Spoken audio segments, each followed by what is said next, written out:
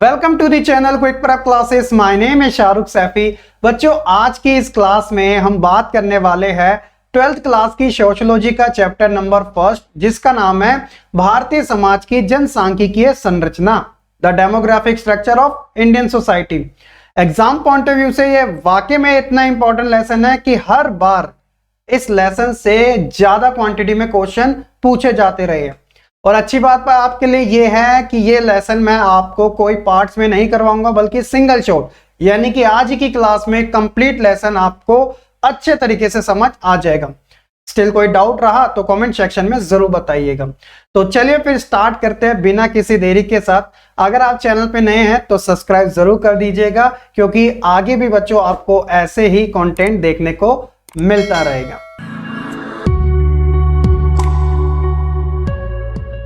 सबसे पहले बच्चों हम समझने की कोशिश करते हैं कि आखिरकार ये जनसांख्यिकी यानी कि डेमोग्राफी होती क्या है। तो मीनिंग की अगर हम बात करें तो बड़ा छोटा सा मीनिंग है, वो है जनसांख्यिकी का सुव्यवस्थित अध्ययन करना जनसांख्यिकी कहलाता है, सिस्टमैटिक स्टडी ऑफ पॉपुलेशन। देखिए यहां पर एक चीज आई है, सुव्यवस्थित अध्ययन। तो सुव्यवस्थित अध्ययन से आपको पता चलेगा कि जनसांख्यिकी किस बारे में बात कर रही है। एक एग्जाम्पल मैं आपको देता हूं।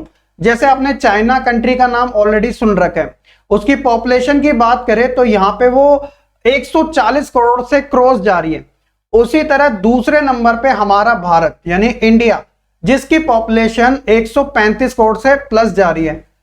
और तीसरी कंट्री का भी एग्जांपल ले लेते हैं, वो है यूएसए। आप देखोगे गैप देखो कितना है कि 32 प्लस आप मान लीजिएगा, 32 करोड़ से ज्यादा। आप एक चीज देखिएगा, ये है पॉपुलेशन। मैंने कितनी आराम से आपको बता दी कि चाइना की पॉपुलेशन इतनी है, इंडिया की पॉपुलेशन इतनी है और यूएसए की इतनी है। तो ये तो हो गया एक सिंपल सा डेटा। लेकिन अगर मैं बच्चों आपसे ये पूछूं कि चलो मेरे को बताओ कि केरला की पॉपुलेशन कितनी है, जो इंडिया का स्टेट है, साउथ इंडिया का, है ना। उसी तरह मैं पूछूं हरियाणा की पॉपुलेशन कितनी है, इसके अंदर मैं और थोड़ी चीजें एडअप कर दूं। ये मुझे बताइएगा कि मध्य प्रदेश के अंदर फीमेल और मेल का रेशियो कितना है। ये मुझे बताइएगा हरियाणा के अंदर डेथ रेट और बर्थ रेट कितना रहा है। ये मुझे बताइएगा कि जो पंजाब है वहां पे लिटरेसी यानी कि साक्षरता दर कितने % की रही है। एक चीज और ऐड कर देता हूं, ये बताइए कि मध्य प्रदेश से लास्ट ईयर कितने जनों ने प्रवास किया था, माइग्रेट हुए थे। तो ये सारी चीजें बच्चों एनालाइज करने पे, डीपली स्टडी करने पे आती है। तो जो जनसांख्यिकी है यानी कि जो डेमोग्राफी है, वो इसी के बारे में तो बात करती है। हम एक सिंपल सा डेटा तो बता सकते हैं, लेकिन जब हमें डीप तरीके से नॉलेज चाहिए होती है तो हम हर एक चीज को छोटे से छोटे और बड़े से बड़े स्तर पे एनालाइज करते हैं, है ना। तो जनसांख्यिकी भी हमारे भारत की जो जनसंख्या है उसको इसी तरीके से एनालाइज करने का काम करती है। होप्स के बच्चों आपको ये पता चल चुका होगा कि ये सिस्टमैटिक स्टडी ऑफ पॉपुलेशन का मतलब क्या है। और अगर एग्जामिनर आपसे पूछे कि इस वर्ड की, इस शब्द की उत्पत्ति यानी ओरिजिन कहां से हुआ था, तो आप सिंपली लैटिन भाषा से आप कह सकते हैं। जो दो वर्ड थे, एक वर्ड का नाम था demos and then second graphene. अगर आप इसे मिक्स करके लिखोगे तो डिस्क्रिप्शन ऑफ पीपल यानी कि लोगों का वर्णन करना। अभी मैं आपको जनसंख्या बता रहा था, मैं इंडिया के बारे में आपको बता रहा था कि कितने लोगों ने माइग्रेट किया, किस स्टेट में कितने जनों के बर्थ और डेथ रेट कितने रहे, लिटरेसी कितने रही। ये सारी चीजें क्या है, लोगों से ही तो जुड़ी हुई है। तो इसका मतलब ही यही है कि लोगों का अच्छे तरीके से वर्णन करना। लोगों का वर्णन किस तरीके से होता है, देखिए आप एक चीज नोटिस करोगे, जब बात आती है जनसंख्या के आकार में परिवर्तन, कभी भी जनसंख्या स्टेबल तो नहीं रहती, यानी कि वो कभी ऊपर तो कभी नीचे जाते रहती है। यानी कि लोग पैदा भी होते हैं और मरते भी है, काफी कॉमन सी चीज है। तो उसके अंदर हम जन्म की बात करेंगे और मृत्यु की बात करेंगे। अब ऐसा तो नहीं है कि कोई व्यक्ति अगर हरियाणा में पैदा हुआ और वो जिंदगी भर हरियाणा में ही रहेगा, कभी ना कभी वो माइग्रेट तो होगा एक ना एक स्टेट के अंदर या आउट ऑफ द कंट्री, है ना। तो अक्सर हम देखते हैं कि भारत के अंदर जो डोमेस्टिक माइग्रेशन होता है, यानी कि जो घरेलू स्तर पे, यानी कि लोग एक शहर से दूसरे शहर जाते हैं काम के सिलसिले में, शादी के सिलसिले में, कुछ भी XYZ रीजन हो सकता है, तो वहां पे हम प्रवास को भी जोड़ते हैं। तो जनसंख्या के आकार में परिवर्तन जो आता है वो इन 3 तरीकों से आता है। उसी तरह जनसंख्या की जो संरचना होती है, संरचना में हम ये देखते हैं कि मेल कितने हैं, फीमेल कितने हैं। तो स्त्री पुरुष यानी कि जो सेक्स रेशियो वो काफी ज्यादा मेन रोल प्ले करता है। तो डिस्क्रिप्शन ऑफ पीपल यानी लोगों का वर्णन कुछ इस तरीके से हम करते हैं जनसांख्यिकी के अंदर। नेक्स्ट बात करते हैं इसके टाइप्स के बारे में। तो इसके टाइप्स में आप देखोगे आकारीय जनसंख्या, जिसे हम फॉर्मल डेमोग्राफी कहते हैं। आकारीय जनसंख्या जिसमें हम एक तरीके से क्वांटिटी यानी कि मात्रा का अध्ययन करते हैं कि गिनती के तौर पे। दूसरा है सामाजिक तौर पे यानी कि सोशल तौर पे, है ना। तो सोशल में आप क्या करोगे, सामाजिक, आर्थिक और राजनीतिक पक्ष पर चर्चा करोगे। लेकिन इसका ओवरऑल जो कंक्लूजन होगा यानी कि जो निष्कर्ष निकलेगा वो यही है कि गिनती या फिर गणना के माध्यम से ही हम जनसांख्यिकी का बेहतर तरीके से अध्ययन कर पाते हैं। बस जो कैटेगरी होती है उसे हम अलग अलग कर देते हैं। तो वो है फॉर्मल और सोशल यानी कि आकारीय और सामाजिक जनसांख्यिकी। होप सो के बच्चों इसके टाइप्स आपको समझ आ चुके हैं।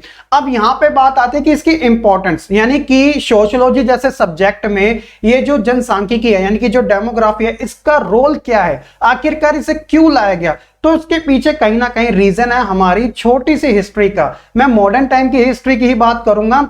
तो समाज शास्त्र का जो उद्भव था और जो इसकी पहचान थी एक अलग विषय के रूप में, इसकी वजह से हुई थी। कैसे, देखिए 18वीं सदी का टाइम था। आप देखोगे कि यूरोप में कुछ घटनाएं हुई थी, जैसे कि इसके परिणाम स्वरूप वहां पे जो स्टेट से उनका एक्सपैंड यानी कि विस्तार होना शुरू हो गया था। पहला था कि राजनीतिक संगठन के तौर पर राष्ट्र और राज्यों की स्थापना होने लगी, और दूसरा था जो डेटा थे यानी कि जो आंकड़े थे उनसे संबंधित अब यह होने लगा कि आधुनिक विज्ञान सांख्यिकी यानी स्टैट्स की यहाँ पे स्थापना होगी। तो पहली चीज ये हुई थी। उसी तरह इसको देखते हुए जो हम बात कर रहे थे राज्य का विस्तार, वो किस तरीके से हो रहा था, वो इस तरीके से हो रहा था जैसे कि जन स्वास्थ्य प्रबंधन का विकास। अब ये देखा जा रहा था कि ज्यादा से ज्यादा हेल्थ सिस्टम के ऊपर ज्यादा फोकस किया जाए कि उसे डेवलप कैसे किया जाए।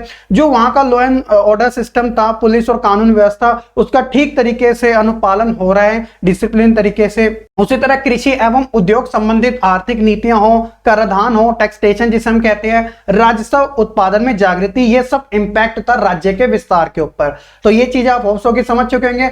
उसी तरह बच्चों ये चीज देखते देखते राज्यों के क्रियाकलापों में परिवर्तन आने लगा, और जो सोशल डेटा था जिसे हम सामाजिक आंकड़े कहते हैं उसकी इंपॉर्टेंस बढ़ती चलेगी। अब यहाँ पे यूएसए का फ्लैग देखते हो और यहाँ पे आप इंडिया का फ्लैग देख रहे हो, है ना। तो आप ये देखोगे कि सामाजिक आंकड़ों को कलेक्ट करने का एक आधुनिक तरीका अपनाया गया। इसकी शुरुआत हुई थी 1790 में, जब अमेरिका में पहली बार आधुनिक किस्म की मॉडर्न जनरेशन की सेंसस हुई थी जिसे हम जनगणना कहते हैं। ये आप ध्यान रखना। ठीक उसी तरीके से 18वीं शताब्दी में इस पद्धति को यूरोप ने अपनाया गया था, जो कि अभी हमने रिसेंटली पढ़ लिया है। तो कहीं ना कहीं आप देखोगे कि सोशियोलॉजी के अंदर जो डेमोग्राफी है उसका जो इंपॉर्टेंस है वो बढ़ता जा रहा है। और इसी तरह क्योंकि उस समय हम तो कॉलोनी थे यानी कि हम एक तरीके से उपनिवेश थे, किसके, ब्रिटिशों के। तो भारत में जो उस समय जनगणना हुई थी 1867 से 72 के बीच में, वो अंग्रेजों द्वारा ही की गई थी। तो ये चीज आप ध्यान रखना, कहीं आप पता चले कि आप इंडिया के कॉन्सेप्ट से इन चीजों को समझने लग जाओ। नहीं, उस समय हम कॉलोनी थे खुद ब्रिटिश की, तो इसलिए ये सारी चीजों में चेंजेस जो था वो काफी इंपॉर्टेंट था। और इस वजह से जो जनसांख्यिकी थी वो सोशियोलॉजी के अंदर एक तरीके से अपना इंपॉर्टेंट रोल प्ले कर रही थी। अब इसके बाद ये एक एमसीक्यू में डायरेक्ट क्वेश्चन पूछा भी गया पहले भी, और हाईली चांसेस है कि अब की बार भी आपसे पूछा जाएगा कि 1881 से 1881 से भारत में हर 10 साल बाद जनगणना को अपनाया गया, और ये जो कॉन्सेप्ट है वो आज तक इंप्लीमेंट किया जा रहा है। आज भी भारत में एवरी 10 ईयर मतलब जनगणना होनी ही होनी है। जैसे लास्ट जनगणना 2011 में हुई थी, और अब जो जनगणना होनी थी जो 2021 में होनी थी, लेकिन अब तो ये 2022 चल रहा है। तो इसका रीजन आप अच्छे से समझते हो कि कोविड की वजह से सिचुएशन इतनी तरीके से ठीक नहीं हो पाई, जिस वजह से इतना डिले हमें देखने को मिल रहा है। लेकिन प्रोसेस में ये चीज ऑलरेडी है ना। तो अभी तक ये कॉन्सेप्ट अपनाया जा रहा है। तो मैं आपसे क्वेश्चन पूछता हूं कि 1951 से लेकर जब भारत आजाद हो गया था 2020 तक, अब तक भारत में कितनी सेंसस जनगणना हो चुकी है? कमेंट सेक्शन में अपना आंसर जरूर बताइएगा। लेट्स सी कि कितने बच्चे अच्छे तरीके से एनालाइज कर पाते हैं। तो ये जो जनसांख्यिकी आंकड़े होते हैं हम जो कलेक्ट करते हैं, इतनी देर से सर आप जनसांख्यिकी पढ़ा रहे हो, क्या रोल है इसका, क्यों पढ़ाया जा रहा है इसके बारे में? ये इसलिए बनाया जा रहा है, ये जितने भी हम डेटा कलेक्ट करते हैं ना, वो सरकार को इंपॉर्टेंट पॉलिसीज यानी कि जो महत्वपूर्ण नीतियां होती है उसे बनाने में कारगर होते हैं। देखिए समझने की कोशिश कीजिएगा, गवर्नमेंट है, उसके बाद डेटा है कि भैया इस स्टेट के अंदर सेक्स रेशियो इतना है, यानी कि एवरी ईयर 1000 मेल पर जो फीमेल की जो संख्या है वो कम है। इसे आगे कैसे लाया जाए कि सेक्स रेशियो में इक्वालिटी लाई जा सके। या फिर हम एक चीज ये नोटिस करते हैं कि इस स्टेट के अंदर कोई भी स्टेट XYZ, यहां पे लिटरेसी रेट थोड़ा नीचे, इसे अबव कैसे किया जा सके, ग्रो कैसे किया जा सके, या यहाँ पे जो एम्प्लॉयमेंट है, हेल्थ सिस्टम है वगैरह, बहुत सारी ऐसी पॉलिसीज होती है गवर्नमेंट की। अगर हमारे पास डेटा है तो हम उसे अच्छे तरीके से फिगर आउट भी कर सकते हैं। जब हमारे पास कुछ है ही नहीं तो हमें करना क्या है, तो ये हमारे लिए प्रॉब्लम भी हो सकती है। तो इसलिए बच्चों जनसांख्यिकी का सुव्यवस्थित अध्ययन का मतलब आप समझ रहे हो कि हम डीप तरीके से हर चीज को समझने की कोशिश करेंगे, देन उसके ऊपर इंप्लीमेंट करेंगे ताकि जो चीज है वो हमारे फेवर में ज्यादा हो सके। तो ये था ओवरऑल एक तरीके से बच्चों जनसांख्यिकी के बारे में, उसकी इंपॉर्टेंस के बारे में, और क्यों जनसांख्यिकी के बारे में हमें पढ़ना चाहिए, और किसी भी देश के लिए जनसांख्यिकी का जो कॉन्सेप्ट है वो क्यों इतना ज्यादा इंपॉर्टेंट होता है। चलिए अब अपने नेक्स्ट टॉपिक की ओर बढ़ते हैं। तो इस लेसन की जो बैकबोन है, हर एक लेसन का एक ना एक ऐसा टॉपिक होता है जो उसकी रीढ़ की हड्डी कहलाता है। तो मेरे अकॉर्डिंग इस लेसन का जो बैकबोन है, रीढ़ की हड्डी है, वो है मोल्थस। मोल्थस का जनसंख्या वृद्धि का सिद्धांत। इसकी वीडियो में आपको मिनी वीडियो के अंदर अलग से भी प्रोवाइड कराऊंगा। खैर अभी आपको इन चीजों के बारे में अच्छे से समझना चाहिए। तो देखिए बच्चे, थॉमस रॉबर्ट मोल्थस इनका ये पूरा नाम था। तो जाने माने स्कॉलर माने जाते हैं, बहुत बड़े विद्वान माने जाते हैं। अपने टाइम पे इनका बहुत नाम था, और इनकी जो थ्योरी थी जनसंख्या के ऊपर इन्होंने दी थी। ये इनका एक सिद्धांत है, प्रिंसिपल है, काफी पॉपुलर हुई थी कुछ समय तक के लिए, लेकिन हुई जरूर थी। अब क्या है पूरा का पूरा स्ट्रक्चर आपको इस वाले कॉन्सेप्ट में अच्छे से समझ आ जाएगा, स्किप मत करना, वन टाइम में आई गारंटेड आपको समझ आ जाएगा, बहुत शॉर्ट है, ठीक है। सबसे पहले जनसांख्यिकी के सर्वाधिक प्रसिद्ध सिद्धांतों में से एक सिद्धांत अंग्रेज राजनीतिक अर्थशास्त्री थॉमस रॉबर्ट मोल्थस का नाम भी इससे जुड़ा हुआ है, क्योंकि इन्होंने जो अपना प्रिंसिपल यानी जो सिद्धांत दिया था जनसंख्या वृद्धि के ऊपर, वो दिया था इन्होंने 1788 में। जो निबंध था इनका वो था एसे ऑन पॉपुलेशन। तो ये डेटा है आपका NCERT के अकॉर्डिंग, बुक में जरूर चेक कर लेना कि ये जो एसे ऑन पॉपुलेशन था वो कब दिया गया था, 1788 में। अब एक खास बात पता क्या थी इनके सिद्धांत में, इनका जो सिद्धांत था वो ऑप्टिमिस्टिक ना होके पेसिमिस्टिक था, यानी कि आशावादी ना होके उसका अपोजिट यस निराशावादी था। तो इसके क्या कारण थे कि इनका सिद्धांत ये निराशावादी था, और इन्होंने अपने सिद्धांत में क्या बात कही थी। तो लेट्स सी क्या क्या बोला गया। तो सबसे पहले हम बात करेंगे इनके दो कॉन्सेप्ट से। अगर आप ये समझ जाते हो तो आपको पता चल जाएगा कि ये निराशावादी सिद्धांत क्यों था। देखिए सबसे पहले इन्होंने अपनी दो थ्योरी दी थी, उसमें हम बात करेंगे पहले नंबर की जनसंख्या के विस्तार के बारे में। और ये जो विस्तार हो रहा है यानी कि जो हमें ग्रोथ देखने को मिल रही है वो ज्योमेट्री या फिर इसे गुणात्मक रूप भी कह सकते हैं, इंग्लिश में इसे जियोमेट्रिक प्रोग्रेशन कहेंगे, ये नाम याद रख लेना। एग्जामिनर समटाइम गुणात्मक लिख देता है, ज्योमेट्री नहीं लिखता, या समटाइम ज्योमेट्री लिख देता है, गुणात्मक नहीं लिखता। लेकिन आपको दोनों के बारे में पता होना चाहिए, नाम उसका एक ही है, बस सिमिलर वर्ड दे रखे, इंग्लिश में एक ही नाम आ रहा है। तो इनका जो पहला सिद्धांत था, इन्होंने कहा था कि जनसंख्या का जो विस्तार है वो गुणात्मक रूप से हो रहा है। अब वो कैसे हो रहा है, आप इस तालिका को देखिए, ये जो आपको बार्स यहां पे देखने को मिल रहे हैं। तो एग्जांपल के तौर पे मैंने आपके लिए कुछ कॉलम्स बना रखे हैं। आप यहां पे देखोगे कि यहां पे जो जनसंख्या का विस्तार हो रहा है ना, वो गुणात्मक रूप में हो रहा है, क्वालिटेटिव रूप में हो रहा है। जैसे कि 2 से 4, 4 से 8, 8 से 16 और 16 से 20, यानी कि यहां पे वैसे 32 आप कर लीजिएगा, है ना। आप एक चीज नोटिस कर रहे हो कि यहां पे 2 से 4 हो रहा है, तो 4 से 6 ना होके सीधा 4 का डबल हो रहा है, और देन 8 का फिर डबल हो रहा है, 16 का फिर डबल हो रहा है। तो आप देखोगे जनसंख्या एक इक्वल तरीके से ग्रो नहीं हो रही, बल्कि 2x 4x 6s इसकी स्पीड से ग्रो हो रही है। तो इसलिए सबसे पहली चीज आपको समझने की जरूरत है कि जनसंख्या जो हो रही है वो काफी तेजी से बढ़ती जा रही है, उनके बीच में जो गैप है वो भी कुछ ज्यादा ही बड़ा होता जा रहा है। ऑन द अदर साइड इनका जो दूसरा सिद्धांत था वो ये कह रहे थे कि जो कृषि उत्पादन है यानी कि जो एग्रीकल्चर प्रोडक्शन है ना, उसके अंदर जो ग्रोथ हमें देखने को मिल रही है वो गणितीय या फिर समांतर रूप से हमें देखने को मिल रही है। इसे इंग्लिश में अर्थमेटिक प्रोग्रेशन कहते हैं। अब आप इस मैप को देखिएगा, इसमें भी सेम कॉलम बनाया गया है, लेकिन यहां पे आपको ग्रोथ देखिए कैसे देखने को मिल रही है। 2 से 4 हो रही है, 4 से 6 हो रही है, 6 से 8 हो रही है। तो इसलिए इसे समांतर कहा जा रहा है कि हर एक ग्रो में हमें जो गैप देखने को मिल रहा है ना वो सिमिलर है, यानी 2 का ही गैप देखने को मिल रहा है। एक तरीके से 2 का टेबल हो रहा है, और वहां पे क्या हो रहा है, 2 से 4 हो रहा है, 4 से 8 हो रहा है, 8 से 16 हो रहा है। तो कंपेयर करने में आपको क्या पता चलेगा कि सर हमें तो यह पता चल रहा है कि जो जनसंख्या में वृद्धि है ना वो कुछ दुगनी तेजी से बढ़ रही है, और जहां पर कृषि की बात आती है यहां पे एक इक्वल स्पीड से है ना बढ़ती जा रही है। तो फिर क्या रीजन है?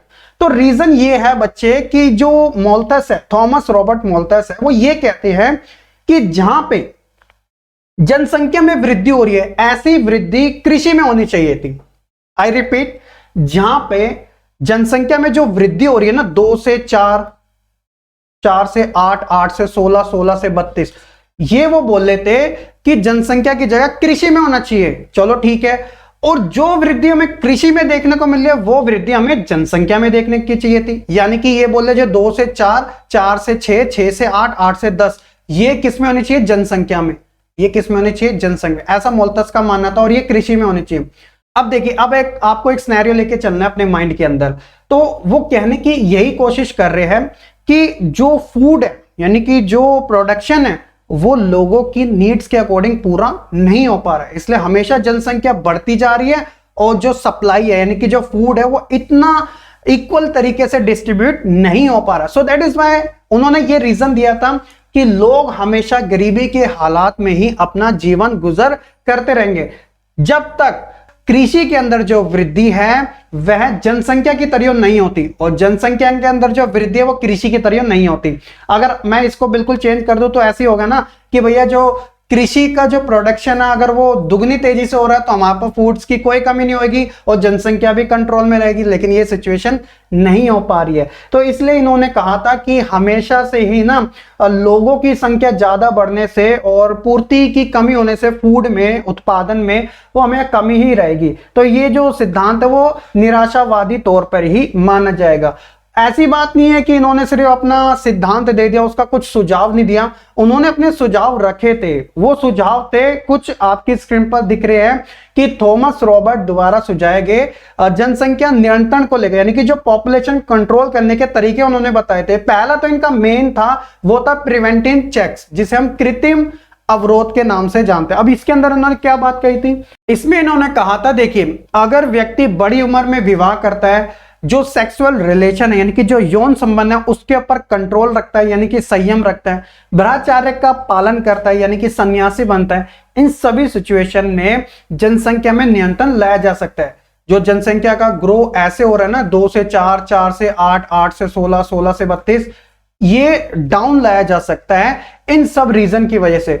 इसके साथ साथ उनका यह भी विश्वास था कि जो पॉजिटिव चेक्स है यानी कि जो प्राकृतिक अवरोध है, अब प्राकृतिक अवरोध में क्या कहा था कि उनका मानना था अकाल, महामारी, भूकंप, बाढ़ जैसी जो नेचुरल डिजास्टर है, जो कि प्राकृतिक आपदाएं हैं, इसमें होता क्या है, इसमें संसाधन नष्ट होते हैं और लोगों की जान जाती है। जब लोगों की जान जाती है तो जनसंख्या में हमें कमी देखने को मिलती है। तो इनका ऐसा विश्वास था कि पॉपुलेशन को कंट्रोल करने में ये जो पॉजिटिव चेक्स है यानी कि जो प्राकृतिक अवरोध है ये भी अपना मेन रोल प्ले करते हैं। तो इसलिए बच्चों कुछ समय तक इनका जो सिद्धांत था ना वो काफी पॉपुलर भी हुआ था और इनके सिद्धांत को सच भी माना गया था। होप सो कि बच्चों आपको इनका सिद्धांत जनसंख्या वृद्धि को लेकर अच्छे तरीके से समझ आ गया होगा। लेकिन कहानी अभी यहीं तक नहीं रुकती। अब किसी ने कोई बात कही हो, अब ऐसा तो नहीं है कि उसका विरोध नहीं होगा यानी कि उसकी आलोचना नहीं होगी, तो इनकी भी आलोचना हुई थी। अब वो क्या थी और किनके द्वारा की गई थी वो आपको नेक्स्ट स्लाइड में पता चलेगा। जैसे कि मोल्थस के सिद्धांत की आलोचना में आप पढ़ोगे कि मार्क्सवादी और उदारवादी, मुख्यतः तौर पे इन्होंने कहा था कि आर्थिक वृद्धि जनसंख्या वृद्धि से अधिक हो सकती है, जैसा कि यूरोप में हुई थी 1920 सेंचुरी में। ठीक बात है। गरीबी और भुखमरी वृद्धि की वजह आर्थिक असमान के कारण फैलती है, यह सबसे बड़ा रीजन था। इन्होंने कहा था कि जनसंख्या के अंदर वृद्धि और कृषि के अंदर वृद्धि को अगर हम दरकिनारे कर दें तो सबसे बड़ा जो मुख्य रीजन है वो ये है कि जो गरीबी और भुखमरी जो जैसी समस्या है ना, वो जनसंख्या वृद्धि की बजाय आर्थिक असमान वितरण पे है। इसमें होता क्या है, इसमें यही होता है कि अगर मैं यहाँ पे 10 चीजें रख दूं तो ये 10 चीजें एक इंसान के पास जा रही है, जबकि ये 10 चीजें 10 इंसान के पास जानी चाहिए थी। तो ये हो गया असमान वितरण। ये जो संसाधन है वो हो गए अनइक्वल तरीके से डिस्ट्रीब्यूट। जैसे आपने देखा होगा कि अमीरों के घर बहुत बड़े बड़े होते हैं और रहने वाले 2-3 जने, और गरीबों के घर काफी छोटे छोटे होते हैं और रहने वाले बहुत सारे। तो आपको लगता है कि वहां पे सिमिलैरिटी देखने को मिल रहा है? नहीं, क्योंकि अच्छे तरीके से संसाधनों का डिस्ट्रीब्यूशन नहीं हुआ। ये हुआ है सारा का सारा कैपिटलिज्म यानी कि पूंजीवादी व्यवस्था के कारण, क्योंकि इसमें पूरा राइट्स दिया गया लोगों को कि जितना कमाना है उतना कमाओ। तो इसलिए संसाधनों में भी बच्चों में असमानता देखने को मिलती है।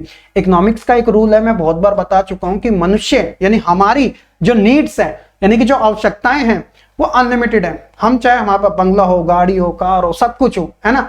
लेकिन भैया जो संसाधन है यानी कि जो जिस चीज पे हम बैठे हैं, जिस चीज के आसपास हम लाइटें पड़ रही है, जो यूज कर रहे हैं, वो तो लिमिटेड है ना।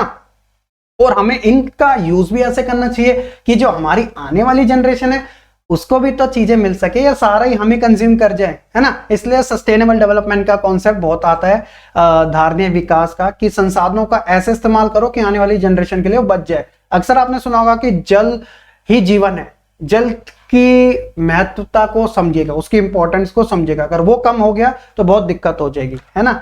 तो इसलिए इन चीजों का आप ध्यान रखिएगा। तो इनकी थ्योरी इस वजह से इन्होंने गलत कर दी थी मार्क्सवादी उदारवादियों ने, कि जो आप कॉन्सेप्ट बता रहे हो उसका मेन रीजन वो नहीं है जो आप बता रहे हो। हालांकि कुछ समय तक लोगों ने सच माना, बट मेन जो रीजन है वो है कि आर्थिक असमान वितरण। अगर संसाधन अच्छे तरीके से डिस्ट्रीब्यूट होते हैं तो जनसंख्या में ऐसी प्रॉब्लम नहीं आएगी, है ना। तो मार्क्सवादी और उदारवादी क्या कह रहे हैं कि एक अन्यायपूर्ण सामाजिक व्यवस्था के कारण कुछ चंद अमीर लोग जिनके पास विलासिता होता है एक प्रकार का लग्जरी जीवन का आनंद लेते हैं, और बहुत संख्यक लोग यानी मेजॉरिटी ऑफ पीपल जो होते हैं वो गरीबी के हालातों में उन्हें अपना जीवन जीना पड़ता है। आप भारत के एग्जांपल ले लीजिएगा, कितने परसेंट आपको प्रॉपर तरीके से रिच पीपल देखने को मिलेंगे? मात्र 10% से भी आपको डाउन देखने को मिलेंगे, जबकि देश की 80 से 90% जो जनसंख्या है ना, वो आपको या तो गरीब लेवल यानी पुअर और middle class, upper middle class, इस लेवल की ज्यादा ही देखने को मिलेगी। तो इस चीज का जरा आप ध्यान रखिएगा। होप्स हो कि बच्चों आपको थॉमस मोल्थस का सिद्धांत और उनके आलोचना दोनों ही अच्छे तरीके से समझ आ चुकेगी। तो हमारा अगला टॉपिक है भारत की जनसंख्या का आकार और उसकी समृद्धि। ये टेबल देखिएगा, इसी से आपको समझ आ जाएगा। ये वाला जो है वो है लाखों में दे रखे है टोटल पॉपुलेशन, और यहाँ पे ईयरली उसका परसेंटेज, और यहाँ पे 10 ईयर का परसेंटेज, है ना। 10 की समृद्धि मतलब होता है 10 साल वाला। तो आप देखोगे हमारे भारत में जो जनगणना 1881 से लेकर अब तक 10 साल के गैप के बाद करवाई जाती है, तो यहां पर भी वही डेटा दे रखा है। 1901 से शुरू कर रखी है, फिर 11, 21, 31 और यही आगे कंटिन्यू है।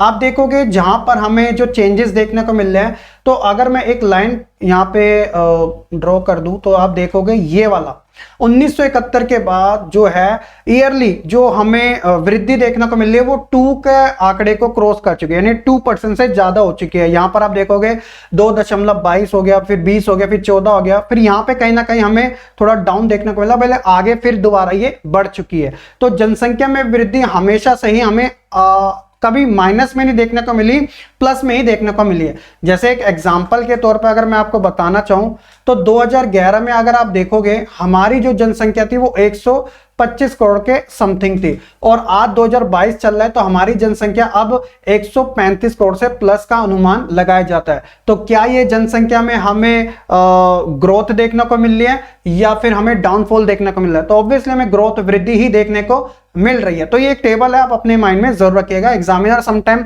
पैसेज वाले क्वेश्चन में आपसे पूछ लेता है। उसके बाद आती है जनसंख्या संक्रमण का सिद्धांत। तो ये जनसंख्या संक्रमण का सिद्धांत काफी इंपॉर्टेंट है, जिन बच्चों के पास क्लास 12 में ज्योग्राफी है उसमें भी इन्हें पढ़ना पड़ता है। तो इसके अंदर स्टेजेस दी जाती है कि इकोनॉमिक लेवल पे यानी कि आर्थिक स्तर पे हम जनसंख्या को अलग अलग स्तर पे बांटते हैं। तो यहाँ पे 3 स्टेजेस आपको दी गई है, पहली, दूसरी और तीसरी। इसमें आपको देखने को मिलेगा जो बर्थ रेट है, जो डेथ रेट है और जो पॉपुलेशन है वो किस तरीके से सर्वाइव कर रही है और कौन सी स्टेज में क्या क्या हो रहा है। जैसे अगर आप अपनी स्क्रीन पर देखते हो, पहली वाली अगर मैं स्टेज की बात करूं तो यहां आप अपनी स्क्रीन पर देख सकते हैं, जिसमें बताया गया है कि इस वाली स्टेज में यानी फर्स्ट वाली में क्या है कि जनसंख्या क्या है, कम है।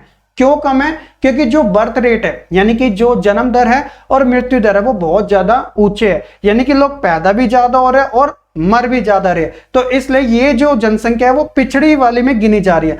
लोगों का मुख्य व्यवसाय प्राइमरी एक्टिविटी यानी कि कृषि से जुड़ा हुआ है। जो टेक्नोलॉजी का है स्तर वो भी निम्न है, क्योंकि एग्रीकल्चर वो मेन रिसोर्स मानते हैं। सो दैट इज वाई वहां पे टेक्नोलॉजी थोड़ी कम स्तर की देखने को मिलती है और एग्रीकल्चर में ज्यादा इन्वॉल्व होने के कारण भी वहां पे साक्षरता में भी कमी देखने को मिलता है। ये ऐसा लगता है कि रूरल एरिया की ज्यादा बात की जा रही है, हालांकि रूरल एरिया भी अपने आप में काफी ग्रो कर रहा है, बट एक मोटे तौर पे अगर हम एक एवरेज के अकॉर्डिंग बात करते हैं तो हमें कुछ ना कुछ ये चीजें देखने को मिल रही है। सेकेंड स्टेज में क्या हो रहा है कि इसके अंदर अब जो एग्रीकल्चर फर्स्ट स्टेज में हो रहा है तो इसमें इंडस्ट्रियलाइजेशन यानी कि औद्योगिक क्रांति की बात की जा रही है। तो यानी कि मशीनों के आ जाने से लोगों का जो रहन सहन है वो अप हो चुका है, उठ चुका है। नगरों में क्या है, स्वास्थ्य सुविधाएं प्राप्त होने लगी है, क्योंकि भैया मशीनों का काम ही है कि जल्दी से जल्दी प्रोडक्शन करना, लोगों को ज्यादा से ज्यादा सुविधाएं प्रोवाइड करवाना। इसमें क्या होता है कि मृत्यु दर धीरे धीरे कम हो गई है और जन्म दर ऊंची, यानी कि हेल्थ सिस्टम अच्छा हो गया है ना। तो हेल्थ सिस्टम में क्या होगा, लोगों को मरने नहीं दिया जाता, अच्छी अच्छी मशीनों के माध्यम से कैसे भी करके उनकी जानों को बचाया जाता है, जिसमें वृद्धि होती है तो मृत्यु दर में कमी, लेकिन जन्म दर फिर भी ग्रो कर रहा होता है। तीसरी वाली क्या है, इस अवस्था में जन्म दर और मृत्यु दर दोनों ही कम हो जाते हैं। जन्म दर घटती बढ़ती रहती है यानी कि स्टेबल नहीं है, क्योंकि इसमें नगरीकरण में हमें वृद्धि देखने को मिल रही है और टेक्नोलॉजी ज्यादा होती जा रही है, यानी कि उसका जो लेवल है वो काफी ग्रो होता जा रहा है। तो ये जनसंख्या संक्रमण का एक सिद्धांत है। होप सो कि एक छोटा से इस कॉन्सेप्ट को आप अच्छे तरीके से समझ चुके होंगे। बाकी बुक में आपको इसके बारे में थोड़ी और इमेजेस दी गई है ताकि आप उससे भी समझ सको, लेकिन घूम फिर के ओवरऑल आपको यही चीजें पढ़नी पड़ेगी। आगे हम बात करते हैं, शुरुआत में ही मैंने आपको बता दिया था कि भारतीय समाज की जनसांख्यिकी संरचना के बारे में हम पढ़ने वाले। तो संरचना के अंदर कुछ कॉन्सेप्ट आते हैं यानी कि कुछ संकल्पनाएं आती है। अब वो संकल्पनाएं कौन कौन सी है वही आपको इसमें सारा पता चलने वाला है। तो सबसे पहले जो कॉन्सेप्ट है वो है बर्थ रेट का। बड़ा ही इजी सा कॉन्सेप्ट है, आपने 6 स्टैंडर्ड से 11 स्टैंडर्ड तक बहुत बार पढ़ लिया होगा। तो हम एक आसान भाषा में इसे पढ़ने की कोशिश करते हैं कि जब हम प्रति 1000 व्यक्तियों के पीछे एक वर्ड आता है जीवित शिशु, है ना, जीवित शिशुओं की दर को जब मापते हैं और इसकी गणना हम प्रति 1000 प्रति वर्ष की दर से करते हैं तो वो हमारा बर्थ रेट कहलाता है। ठीक इसका अपोजिट क्या होता है कि प्रति 1000 व्यक्तियों के पीछे बस मृतक लगा देना, मृतक शिशुओं की दर प्लस इसकी जो गणना है वही सेम तरीके से प्रति 1000 प्रति वर्ष की दर से की जाती है। अब ऐसा क्यों किया जाता है, क्यों जरूरी है, तो हमें यह तो पता होना चाहिए कि हमारी जो पॉपुलेशन है वो कितनी तेजी से ग्रो हो रही है और कितनी तेजी से उसमें डाउनफॉल हमें देखने को मिल रहा है। कोई भी स्टेट के अंदर अगर जन्म ज्यादा हो रहा है तो इसका मतलब उस स्टेट की जनसंख्या बढ़ती जा रही है। अगर मैं यूपी का एग्जांपल लेता हूं तो वहां पे 20 करोड़ से ज्यादा है, और 20 करोड़ से ज्यादा होने का मतलब पता है क्या है, यूपी को एक आप एक साइड खड़ा कर दो और पाकिस्तान को एक साइड, एक कंट्री और एक स्टेट दोनों इक्वल है। हालांकि यूपी अपने आप में इतना बड़ा है कि वर्ल्ड के अंदर ऐसी बहुत सारी कंट्रीज है जिसकी जनसंख्या यूपी की जनसंख्या से कम है। तो हमारे यहाँ पे जो स्टेट है ना बच्चों, एक एक कंट्री डिजर्व करते हैं वो, क्योंकि भारत जो है इतना है ही दूसरे नंबर का, क्योंकि यहाँ प्रॉपर तरीके से जनसंख्या का एनालाइज किया जाता है। इसलिए तो हम जनसांख्यिकी संरचना के बारे में पढ़ रहे हैं। होप कि आप समझ आ चुका होगा आपको। तीसरा है बच्चों जनसांख्यिकी वृद्धि, पॉपुलेशन ग्रोथ, और भैया इंडिया में तो है ही। तो एक सिंपल सा कॉन्सेप्ट में हम जानते हैं कि जनसंख्या वृद्धि एक जनसंख्या में व्यक्तियों की संख्या में वृद्धि से है। चलो अच्छी बात है। इसके कारण क्या है, रीजन क्या है कि भारत में ही क्यों हमें जनसंख्या वृद्धि ज्यादा देखने को मिल रही है। आपके माइंड में आएगा सर यहाँ पे कोई कानून नहीं है। हालांकि अभी कुछ समय पहले उत्तर प्रदेश में जनसंख्या वृद्धि मतलब जन्म को लेकर एक कानून बनाने की बात की गई थी, बट इतना भी आसान नहीं है देश के अंदर कानून को इंप्लीमेंट करना, क्योंकि लोगों का इसके रीजन में सबसे पहला है ओल्ड कल्चरल आइडिया, यानी कि पुरानी संस्कृति आदर्श है वो कुछ ज्यादा ही जुड़े हुए हैं, तो इसलिए लॉ तो बना दिया, सबसे बड़ी बात होती है उसे एग्जीक्यूट करना, एग्जीक्यूट भी कर दिया। अब लोग माने या ना माने, है ना, बहुत सारी प्रॉब्लम क्रिएट हो सकती है, तो इसलिए बेबी स्टेप लेके हमें इन चीजों के ऊपर काम करना जरूरी है। लोगों की जो पुरानी संस्कृति आदर्श है, जो उनका माइंडसेट है ओल्ड थिंकिंग वाला, उसे चेंज करने की जरूरत है। वो कहां से आएगी? जितना ज्यादा अवेयरनेस फैलेगी, है ना। और ऊपर से देश के अंदर जल्दी विवाह, जैसे पहले से आप देखते आ रहे हो, बाल विवाह कितना फेमस रहा है भारत के अंदर, चाइल्ड मैरिज, तो इस वजह से भी जनसंख्या में ऑब्वियसली ग्रोथ देखने को मिलती है। अगर भैया कोई 15 साल में एक बच्चा पैदा कर रहा है शादी के बाद, और किसी की शादी 25 साल में हो रही है तब वो एक बच्चा पैदा कर रहा है, तो आप बताइएगा कि कहां पे जनसंख्या में कंट्रोल आ रहा है और कहां पे जनसंख्या में वृद्धि देखने को मिल रही है। यानी कि 10 साल का गैप है, और 15 साल से 25 साल तक उम्र आने में कहीं ना कहीं वो 3 से 4 बच्चे तो पैदा कर देगा, जबकि 25 साल वाला भी शून्य पे बैठे है। तो इसका मतलब जल्दी शादी करने से भी पॉपुलेशन ग्रोथ होती है। गरीबी, अब क्या होता है कि हेल्पिंग हैंड के लिए जो पॉवर्टी है उसमें ज्यादा से ज्यादा बच्चों को पैदा किया जाता है, ताकि एक से भले दो से भले 3, और सरवाइव करने के लिए एक हेल्पिंग हैंड और बढ़ जाता है। तो गरीबी सबसे बड़ी समस्या है, और गरीबी की समस्या कोई एक चीज से जुड़ी नहीं हुई है, बहुत सारी चीजों से जुड़ी है। इवन देश का जो विकास है ना, अगर कहीं रुकावटें पैदा करते हैं तो वो गरीबी के कारण ही रुकावटें पैदा करता है, और गरीबी किसी को भी पसंद नहीं है। हर एक देश चाहता है, हर एक देश के नागरिक चाहते हैं कि भैया इस गरीबी से छुटकारा पाया जाए, एक कम से कम ऐसा जीवन तो जिया जाए जिसमें रहने खाने पीने के लिए हर एक वो सुविधाएं का बंदोबस्त हो जो कि उनके मन में उस चीज का डिजायर हो। तो गरीबी, इसे कैसे भी करके हटाना जरूरी होता है। अवैध प्रवासी, इलीगल जो माइग्रेंट होते हैं, आप किसी भी देश में भैया जनसंख्या को बढ़ाना है तो इलीगल माइग्रेंट को भेज दो, अवैध प्रवासियों को, वो ऑब्वियसली आपकी जनसंख्या को बढ़ा ही देंगे। इसलिए देश में, हर एक देश में कहीं ना कहीं सेना मौजूद होती है जो इन गैर प्रवासियों को रोकती है गैर कानूनी तरीके से भारत में आने में, और दूसरी कंट्री भी ऐसा करती है। उसके बाद है इलिटरेसी, लोगों को अवेयरनेस नहीं होती कि जनसंख्या के लिए इतनी सारी पॉलिसीज बनाई गई है, कानून बनाए गए हैं, सरकारें काम कर रही है, लेकिन जो व्यक्ति पढ़ा लिखा नहीं है उन्हें इन चीज से फर्क नहीं पड़ता। इस कारण हाँ कहीं ना कहीं हमें जनसंख्या में वृद्धि के ये कारण देखने को मिलते हैं। अब भैया ये तो हो गया रीजंस, लेकिन इसका कहीं ना कहीं इंपैक्ट तो पड़ेगा। वो इंपैक्ट कैसे पड़ेगा? उसके कॉन्सिक्वेंसेस को लेकर, यानी कि उसके परिणाम को लेकर। परिणाम में इससे क्या होगा कि जो लोगों का क्वालिटी लाइफ है, यानी कि जो जीवन स्तर है, डाउनफॉल आएगा, यानी कि गिरावटें देखने को मिलेगी। देश में जो विकास है, डेवलपमेंट है, वो रुक जाएगा। संसाधनों पर दबाव होगा क्योंकि जनसंख्या बढ़ते जा रही है और संसाधन कम है। ये कहीं ना कहीं मोल्टस के सिद्धांत से जुड़ा तो नहीं है, जहां पे जनसंख्या दुगनी चौगनी गति से बढ़ रही है और कृषि में जो बढ़ोतरी हो रही है वो एक सिमिलर यानी कि समांतर तौर पर हो रही है। तो जनसंख्या ज्यादा बढ़ रही है तो संसाधनों पर दबाव ज्यादा हो रहा है, इस वजह से सप्लाई जो होती है उसमें कमी आ जाएगी। कितना प्रोड्यूस किया जाए भैया, जब लोग ही जल्दी जल्दी खत्म करे जा रहे हैं। ऊपर से जितनी ज्यादा जनसंख्या उतना ज्यादा फैलाव। एक भीड़ में जाके चले जाओ और भीड़ के खत्म होने तक वेट करो, आपको अपने आप दिख जाएगा कितनी गंदगी फैल जाती है। मार्केट तो आप घूमते ही हो ना। ऊपर से अनएम्प्लॉयमेंट भी ज्यादा बढ़ता चले जाता है। भैया जॉब है सिर्फ 10 जनों की, अप्लाई कर रहे हैं 100 जने, वैसे तो 1000 भी कर देते हैं आजकल तो, है ना। तो कहीं ना कहीं बेरोजगारी भी बढ़ते जाएगी क्योंकि पता है कि जॉब सिर्फ 10 जनों को मिलनी है और 90 या 900 जने खाली रहेंगे। फिर अगली बार जॉब निकलेगी तो फिर 10 जनों को निकलेगी, फिर दोबारा 900 से वो 1800 हो जाएंगे। तो ये रेशियो बढ़ता ही चले जाएगा। तो ये पॉपुलेशन ग्रोथ के कुछ कॉन्सिक्वेंसेस है, कुछ परिणाम है। होप सो कि आपको समझ आ भी चुके होंगे। तो बच्चों आगे हम बात करते हैं, सबसे इंपॉर्टेंट है रिप्लेसमेंट लेवल यानी कि प्रतिस्थापन स्तर। देखिए बच्चे होने से बूढ़े होने तक ये एक साइकिल है। आप देखोगे कि बच्चा पैदा हुआ तो कहीं ना कहीं वो बुढ़ापे में आके उसकी डेथ होना निश्चित है। देन दोबारा से बच्चा फिर पैदा होंगे, फिर दोबारा यही साइकिल चलती रहेगी। तो इसे हम कहते हैं रिप्लेसमेंट मॉडल। सिंपल सी परिभाषा में यह एक वह व्यवस्था होती है जब जितने बूढ़े लोग मरते हैं उनका खाली स्थान भरने के लिए नए बच्चे पैदा हो जाते हैं। उसे हम प्रतिस्थापन स्तर यानी कि रिप्लेसमेंट लेवल या मॉडल के नाम से जानते हैं। बड़ा सिंपल सा है ना। उसके अलावा है फर्टिलिटी रेट यानी जिसे हम प्रजनन दर कहते हैं। प्रजनन दर मतलब कि बच्चा पैदा कर सकने की एक क्षमता या फिर एक आयु। बच्चा पैदा कर सकने की आयु सामान्यतः तौर पे 15 से लेकर 49 वर्ष तक प्रति 1000 स्त्रियों की इकाई के पीछे जो जीवित बच्चों की संख्या है उसे कहते हैं। बड़ा सिंपल सा प्रजनन दर। इसके अलावा आता है इन्फेंट मोर्टेलिटी रेट यानी कि शिशु मृत्यु दर। इसमें आप कैसे लिखोगे कि जीवित पैदा हुए 1000 बच्चों में से 1 वर्ष की आयु से पहले ही उस बच्चे की अगर डेथ हो जाती है तो वो शिशु मृत्यु दर में काउंट किया जाता है। अक्सर हमारे देश में इस काफी प्रॉब्लम हमें फेस करने पड़ती है। इसके अलावा मातृ मृत्यु दर, जिसे मैटरनल मोर्टेलिटी रेट के नाम से जाना जाता है, इसमें हम क्या देखते हैं, ये गंभीर समस्या है, ये सबसे बड़ी गंभीर समस्या है। जैसे 1000 शिशु जन्मों पर जन्म देकर मरने वाली महिलाओं की संख्या, अक्सर आपने देखा होता है कि फिल्मों में भी देखा, आपको एक मैसेज दिया जाता है सोशल कि डॉक्टर बोलता है कि या तो बच्चा बचेगा या फिर मां बचेगी, तो रिप्लाई क्या आता है कि देखिए बच्चे को मरने दिया जाए और प्लीज मां को बचा लिया जाए। इसका क्या रीजन है बच्चों, क्योंकि बच्चा अभी इस दुनिया में जन्म लिया ही नहीं है, तो इसलिए उसकी कुर्बानी पहले दी जाती है, जबकि जो मां होती है वो आगे भी बच्चा दे सकती है, तो इसलिए उसे बचाने की ज्यादा बात की जाती है। तो मातृ मृत्यु दर को बचाना किसी भी देश के लिए काफी जरूरी होता है। इससे जो प्रजनन दर है उसमें रुकावटें भी पैदा हो सकती है। हर किसी देश की जनसंख्या नीति के अंदर इसको कम करना जरूरी माना जाता है ना।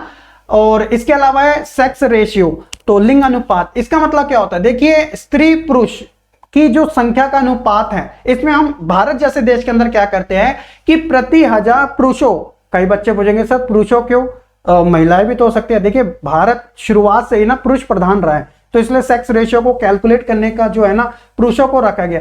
इवन जो दूसरी कंट्रीज है वहां पे ऐसा नहीं है, वहां पे जो वेस्टर्न कंट्रीज है ना प्रति 1000 स्त्रियों पर रखा जाता है, क्योंकि वहां स्त्रियां थोड़ी ज्यादा भी हो जाती है। लेकिन हमारा देश थोड़ा पुरुष प्रधान है, तो इसलिए प्रति 1000 पुरुषों पर यह देखा जाता है कि स्त्रियों की संख्या की गणना की जा रही है। यानी कि अभी देखोगे 1000 पर ईयर के अंदर अगर 1000 मेल पैदा हो रहे हैं तो यह देखा जाएगा कि फीमेल उसमें कितनी हुई। तो अभी जैसे एनसीईआरटी बुक में देखोगे आपको कहीं पे 940 और 943 ही देखने को मिलेगा, तो ये अभी भी डाउन है। कुछ कुछ स्टेट है जहां पे अबव देखने को मिलती है, जैसे हरियाणा में देखोगे थोड़ा डाउन है, केरला में देखोगे थोड़ा प्लस में है। यह अलग अलग फैक्टर के ऊपर डिपेंड करता है। इसके बाद है बच्चों जनसंख्या घनत्व, यानी कि पॉपुलेशन डेंसिटी। तो डेंसिटी क्या होती है, एक रहने की जगह, एक तरीके से कि प्रति वर्ग को हम एग्जांपल लेते हैं, प्रति वर्ग किलोमीटर में निवास यानी रहने वाले मनुष्य की संख्या से लगाया जाता है। भारत में बढ़ती जनसंख्या के कारण जनसंख्या घनत्व भी बढ़ रहा है। एक एग्जांपल लेता हूं, सिंपल सा समझ आ जाएगा कि जनसंख्या घनत्व क्या होता है। देखिए मैं एक एग्जांपल लेता हूं दिल्ली का, मैं एक एग्जांपल लेता हूं उत्तराखंड का। उत्तराखंड क्या है, वहां पे माउंटेन्स ज्यादा देखने को मिलेंगे, लेक ज्यादा देखने को मिलेगी, झील्स ज्यादा देखने को मिलेंगे। दिल्ली में ऐसा है, पहाड़ ही नहीं है दिल्ली में। हाँ वो गार्बेज वाला पहाड़ है वो बात अलग है, लेकिन जो बड़े बड़े पहाड़ है वो उत्तराखंड में देखने को मिलेंगे।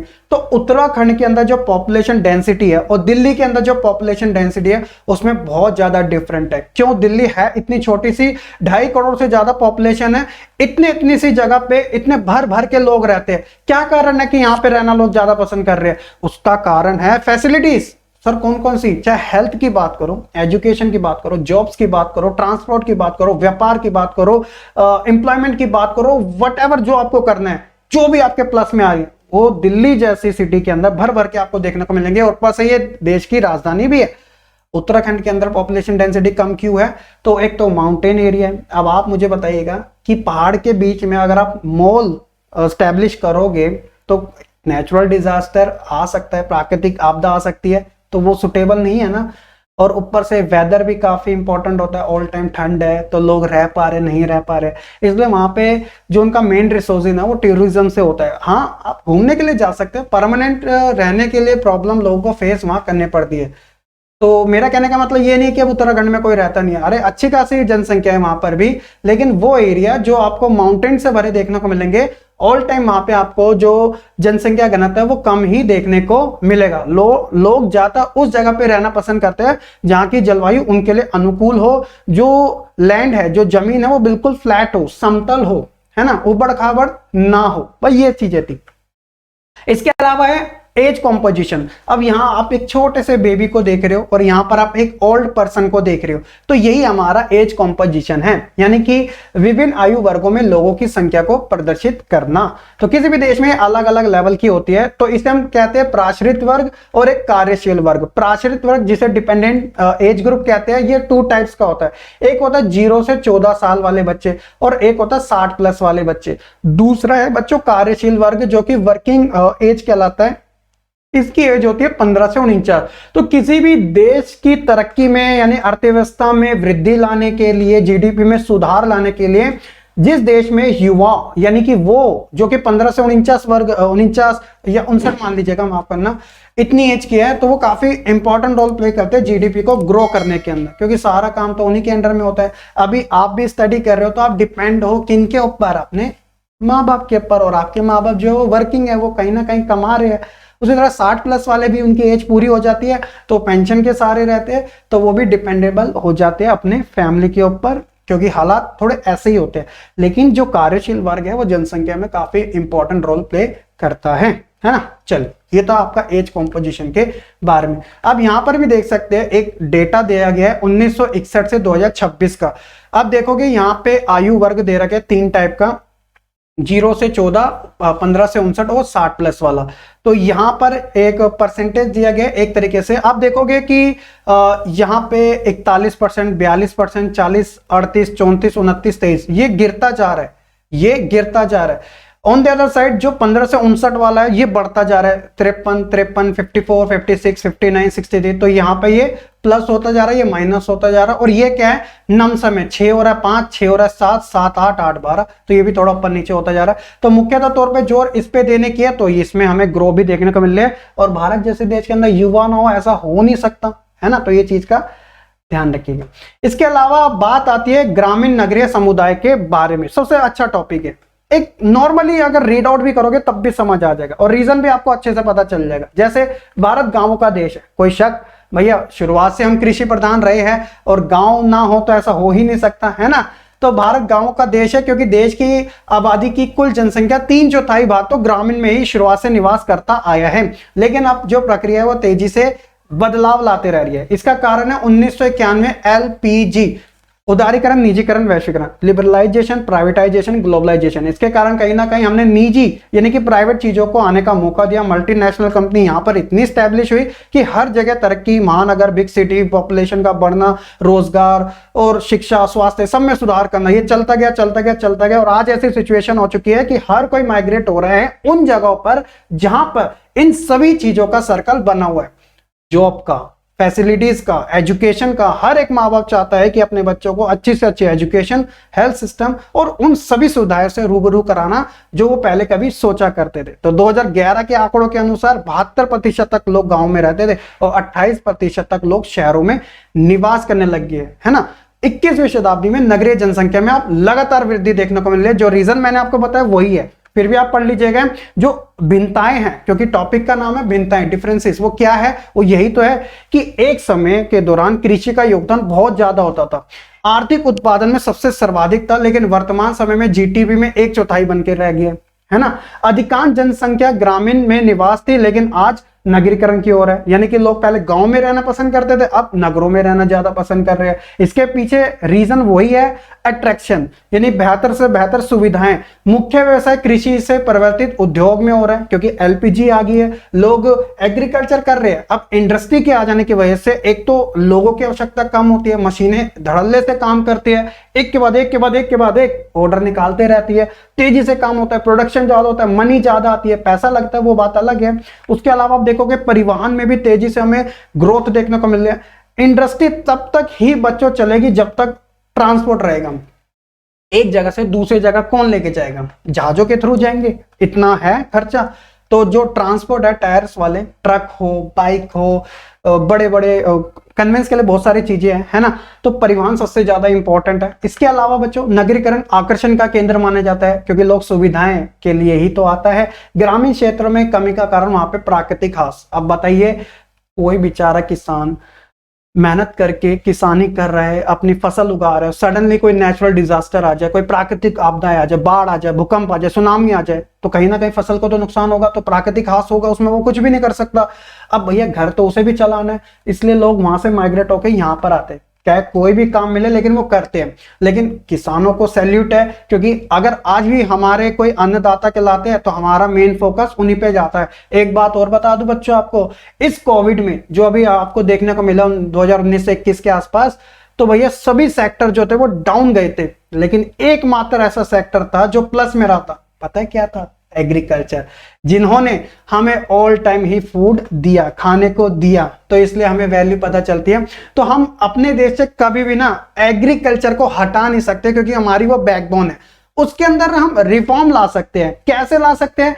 HYV किस्म के हम बीज ला रहे, ट्रैक्टर ला रहे हैं, कुदाल ला रहे हैं, नलकूप लगा रहे, बहुत सारा हम टेक्नोलॉजी यानी कि साइंस कृषि में डाल रहे हैं ताकि उसके अंदर सुधार आ सके। हटाने की बात नहीं हो रही, यानी कि कृषि का एक तरीके से चेंज किया जाएगा, उसके कॉन्सेप्ट को बदला जा रहा है। तो ये सारी चीजें हैं बच्चों, है ना। तो लोग नगरीकरण की ओर इसलिए बढ़ रहे हैं, और नगरीकरण तेजी प्रदान करता है। लोगों को अपने पास टाइम नहीं होता तो वो दूसरे को कहां से देंगे, तो इसलिए ये सारे रीजन है। तो ये था ग्रामीण नगरीय समुदाय में भिन्नता है। अब कुछ विशेषताएं भी है जो इन दोनों में डिफरेंट पैदा करती है। जैसे सिमिलैरिटी बहुत जगह आपको देखने को मिलेगा, ऐसी बात नहीं है, लेकिन फिर भी गांव के अंदर जो प्राइमरी रिलेशन होते हैं ना, लोगों का जुड़ाव काफी होता है। क्यों? एक तो संख्या कम है, जनसंख्या कम है, इसलिए लोग जो अलग अलग गांव होते हैं, एक गांव दूसरे गांव अच्छे तरीके से घुल मिल जाते हैं। इस कारण प्राइमरी रिलेशन हमें ज्यादा देखने को मिलते हैं। और नगरियों में ऐसा नहीं होता। समटाइम लोगों को ये नहीं पता होता कि हमारे एक जगह से 100 मीटर की दूरी पे दूसरा जो हमारा नेबर है वो है कौन, क्योंकि लोग अपने काम में बिजी रहते हैं, सीमित आकार के होते हैं। हालांकि गांव में स्पेस ज्यादा होते हैं, लेकिन आप देखोगे कितने लोग रहते हैं और कितने गांव, एक इतने बड़े क्षेत्र में इतना छोटा सा गांव होता है, इसलिए वो सीमित आकार का होता है। और ये बड़ा रीजन है मेन कि वहां पे लोग कृषि यानी कि एग्रीकल्चर में ज्यादा बिजी रहते हैं, सरल जीवन जीते हैं। संयुक्त परिवार ज्यादा वहां पे मायने रखता है, जॉइंट फैमिली हम जिसे कहते हैं, जिसमें 2-3 पीढ़ी एक साथ रह रही होती है। और सामुदायिक भावना यानी कि कम्युनिटी जो फीलिंग्स होती है वो ज्यादा में देखने को मिलती है। ऑन द अदर साइड जब मैं नगरीय समुदाय की बात करता हूं तो यहां पे लोगों के पास कोई एक ऑप्शन नहीं है। वो जॉब भी कर सकते हैं, वो बिजनेस भी कर सकते हैं, वो इंडस्ट्रीज में भी लग सकते हैं, वो एजुकेशन सेक्टर में भी जा सकते हैं, हेल्थ सेक्टर में भी जा सकते हैं, और डिजिटलाइजेशन भी जा सकते हैं आजकल तो, है ना। इन्वेस्टर बन सकते हैं, स्पीकर बन सकते हैं, बहुत सारे व्यवसाय हैं। जनसंख्या भी अधिक होती है भैया, क्योंकि अट्रैक्शन है, लोगों को जॉब्स चाहिए, अच्छी से अच्छी सुविधाएं चाहिए। आर्थिक विभाजन ज्यादा है, यहाँ पे अपर क्लास भी मिलेगा, लोअर क्लास भी मिलेगा, हर एक क्लास के अंदर उसकी एक सब कैटेगरी भी आपको देखने को मिलेगी। उद्योग उनका मेन व्यवसाय है, यहाँ पे इंडस्ट्री काफी तेजी से काम करती है ना। प्रतिस्पर्धा, ऑल टाइम कंपटीशन हमें यहाँ पे देखने को मिलता है। और इंडिविजुअलिज्म यानी कि व्यक्तिवादिता भी, लोग अपने में रहना ज्यादा पसंद करते हैं। तो ये कुछ नगरीय और ग्रामीण समुदाय की हमें विशेषताओं में देखने को मिलता है। होप्स हो कि बच्चों आपको ये भी अच्छे से समझ आ ही चुका होगा। और नेक्स्ट बात करते हैं, ये हमारे सेकंड लास्ट टॉपिक है, वो है राष्ट्रीय जनसंख्या नीति 2000। और इसके बाद मैं आपको जनसंख्या नीति के बारे में बताऊंगा। 2000 के क्या लक्ष्य थे? देखिए, जनसंख्या वृद्धि की समस्या एक बड़ी चुनौती मानते हुए उस समय सेंट्रल गवर्नमेंट द्वारा अलग अलग संगठनों, विद्वानों, जनसांख्यिकी में रुचि रखने वाले लोगों और सरकार के विचार विमर्श द्वारा साल 2000 में राष्ट्रीय जनसंख्या नीति की शुरुआत की गई थी, जिसके कुछ मुख्य उद्देश्य थे। क्यों थे? उस समय जो सरकार थी वो बच्चों NDA 2 चल रही थी, NDA 2 चल रही थी, और देश के प्रधानमंत्री जो थे वो थे हमारे अटल बिहारी वाजपेयी जी, है ना। तो उस समय ये निर्णय लिया गया था। उसमें विशेषता या उद्देश्य क्या क्या थे कि जो शिशु मृत्यु दर है उसे प्रति 1000 30 से नीचे लाना, क्योंकि मैंने आपको शिशु मृत्यु दर, मातृ मृत्यु दर दोनों बताया था। मातृ मृत्यु दर को 1 लाख जन्मों पर 100 से भी कम लाना। ऐसा ना हो कि जो माँ है वो मर जाए, नहीं, कोई नहीं चाहता। ये एक सामाजिक समस्या भी है और देश के विकास में बाधा डालने वाला भी काम है। कन्या विवाह को देरी से कराना, क्योंकि जल्दी विवाह करते हैं तो जनसंख्या ज्यादा बढ़ती है। अगर कन्या विवाह को देरी से करेंगे तो ऑब्वियसली ये होगा कि भैया जनसंख्या में कहीं ना कहीं कंट्रोल देखने को मिलेगा। जैसे भी 18+ से जो महिला थी वो शादी कर सकती थी, लेकिन अब 21+ कर दिया, तो इस बात का भी आपको पता होना चाहिए, है ना। जन्म, मृत्यु, विवाह व गर्भ व्यवस्था का पंजीकरण यानी कि रजिस्ट्रेशन कराना, ताकि सरकार के पास एक डेटा तो हो अच्छे तरीके से। जो गर्भ निरोधक तरीकों के व्यापक तरीकों का पता लगाना और इसकी जानकारी देना कि यार किस तरीके से ये जो चीजें हैं उन्हें लोग फॉलो कर सके, उसके लिए सरकार अलग अलग प्रकार की नीतियां यानी पॉलिसीज बनाए। 14 वर्ष तक के आयु बच्चों को मुफ्त शिक्षा देना, कहीं उन्हें छोटे मोटे कामों में लगा देना, जिस वजह से अवेयरनेस की ऑल टाइम कमी रहेगी। अगर बच्चा पढ़ेगा लिखेगा तो समझदार बनेगा और वो जनसंख्या वृद्धि के नुकसानों के बारे में अपनी समझ शुरुआत से ही पैदा कर सकेगा। आने वाली जनरेशन में उसकी भी तो शादी होनी है ना, तो वो भी तो प्लान बना के चलेगा, है ना। चलिए, एड्स प्रसार को रोकना, जो इलीगल तरीके से सेक्सुअल रिलेशन बनाए जाते हैं वो उसे रोकने के तरीके अलग अलग अपनाना, ताकि समाज में फैले इस बुराई को दूर किया जा सके, है ना। परिवार कल्याण कार्यक्रमों पर जोर देना, अगर सुखी परिवार होगा तो फिर उसे कोई नीड नहीं होगी इधर उधर हाथ फेरने की। अगर दुखी परिवार होगा ऑब्वियसली फिर कहीं ना कहीं प्रॉब्लम क्रिएट होती है। तो इसलिए जो फैमिली प्लानिंग जो प्रोग्राम होते हैं उनको अच्छे तरीके से चलाना। तो ये सारे 2000 जनसंख्या नीति के उद्देश्य थे। अब बात आती है भारत की राष्ट्रीय जनसंख्या नीति के बारे में। तो देखिए आज के समय 135 करोड़ से ज्यादा हो चुकी है। Yes sir. इसके अलावा भारत दुनिया का सबसे अधिक जनसंख्या वाला दूसरे नंबर का देश है। यस। जिस तरीके से तेजी हो रही है जनसंख्या के अंदर, ऐसा तो कहा जाता है कि आने वाले समय में 10 साल के बाद 2050 में 30 में 40 में कहीं पर भी हम कहीं ना कहीं चाइना को छोड़ देंगे, है ना। जनसंख्या के मामले में विश्व का हम पहला देश भी बन सकते हैं। कहीं और तरक्की बेशक ना हो लेकिन जनसंख्या में होने के पूरे चांसेस हैं। इस कारण समय समय पर भारत सरकार द्वारा नीतियां बनाई जाती है। नीति बनाने से कुछ नहीं होता अनटिल जब तक लोग उसे फॉलो ना करें। अब जैसे मैं आपको लेसन समझा रहा हूं, अगर आप सही तरीके से पढ़ नहीं रहे तो मेरा जो 1 घंटे के लेक्चर है वो खाली पी लिए गार्बेज की तरह जा रहा है। अगर आप समझ रहे हो, खुद से अपनी तरफ से कर रहे हो, तो क्यों ये जो टाइम आप दे रहे हो वो क्वालिटी वाला बन जाएगा, है ना। तो इसलिए सरकार समय समय पे जनसंख्या नीति बनाती है और लोगों का काम है उसे फॉलो करना। अगर लोगों को अच्छी लगेगी तो वो करते भी है। विशेषताएं क्या है जनसंख्या नीति की कि कैसे भी करके जनसंख्या को कंट्रोल में लाना है। तो कम जन्म दर, यानी कि लोगों को इतना अवेयर कर दो कि वो खुद से ही डिसीजन लेने लग जाए कि हमें 5-6 बच्चे करने की कोई आवश्यकता नहीं है। हम 1 बच्चा करेंगे, देन दूसरा हम 2 या 3 साल के बाद करेंगे, प्लानिंग के तौर पे, है ना। प्रचार करना, लोगों को बताओ भाई कि जनसंख्या ज्यादा होने से प्रॉब्लम होती है। इतना अच्छा स्वास्थ्य लोगों को सबको नहीं मिल पाता, रोजगार के अवसर ज्यादा पैदा नहीं हो पाते। आप मुझे बताइएगा, रोटी है 10 खाने वाले हैं 20, रोटी है 10 खाने वाले हैं 10। अब बताइए कौन सा फॉर्मूला अच्छा है? सर नीचे वाला अच्छा है। क्यों अच्छा है? क्योंकि हर एक पर्सन के हाथ में एटलीस्ट 1-1 रोटी तो आ रही है, तो इसका मतलब जनसंख्या ठीक चल रही है। अब आप मुझे बताइएगा, रोटी है 10 खाने वाले हैं 20, तो सबके पल्ले कितने पड़ रही है? अरे सर हाफ रोटी आ रही है। गुजारा ऐसे ही चलाना पड़ता है जब जनसंख्या बहुत ज्यादा हो जाती है।